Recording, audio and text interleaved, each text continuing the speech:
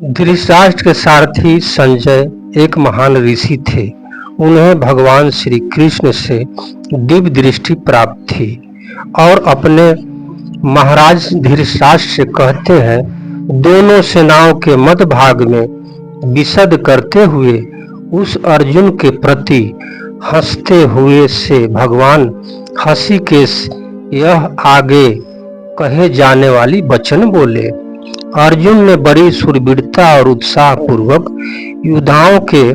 योद्धाओं को देखने के लिए भगवान से दोनों सेनाओं के बीच में रथ खड़ा करने के लिए कहा था। अब वहीं पर अर्थात दोनों सेनाओं के बीच में अर्जुन विशद अवस्था हो गए। वास्तव में होना यह चाहिए था कि वे जिस उद्देश्य से आए थे उस उद्देश्य के अनुसार युद्ध के लिए खड़े हो जाते, परंतु उस उद्देश्य को छोड़कर अर्जुन चिंता शोक में फंस गए। अतः अब दोनों सेनाओं के बीच में ही भगवान शोकमग्न अर्जुन को उपदेश देना आरंभ करते हैं। विशेष बात यह है कि हंसते हुए की तरह अर्जुन के भाव बदलने को देखकर, अर्थात पहले जो युद्ध करने का भाव था वह अब विषद में बदल गया। इसको देखकर भगवान को हंसी आ गई।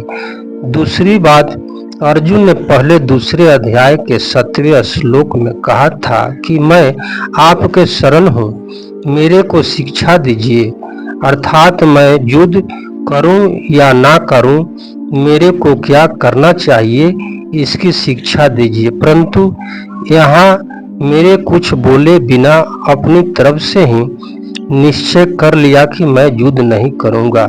यह देखकर भगवान को हंसी आ गई, कारण कि शरणगत होने पर मैं क्या करूं और क्या नहीं करूं आदि कुछ भी सोचने का अधिकार नहीं रहता।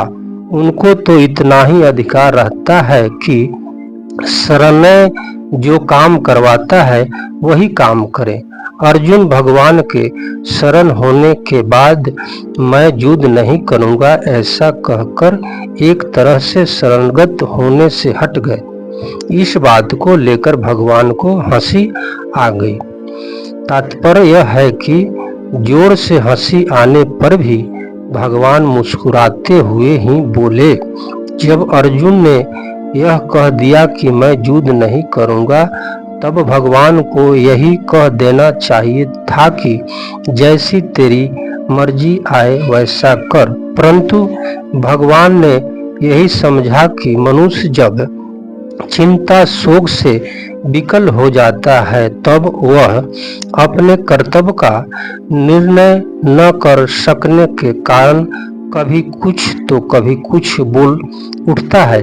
यही दशा अर्जुन को हो रही है। अतः भगवान के हृदय में अर्जुन के प्रति अत्यंत स्नेह होने के कारण कृपालुता उमड़ पड़ी, कारण कि भगवान साधक के वचनों की तरफ ध्यान न देकर उनकी भाव की तरफ ही देखते हैं। इसलिए भगवान अर्जुन के मैं युद्ध नहीं करूंगा इस वचन को तरफ ध्यान न देकर आगे के श्लोक में उपदेश आरंभ कर देते हैं।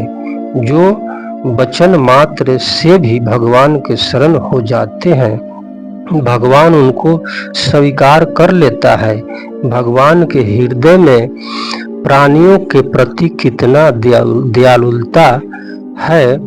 ऋषिकेश कहने का तात्पर्य यह है कि भगवान अंतर्यामी है, अर्थात प्राणियों के भीतर भाव को जानने वाले हैं।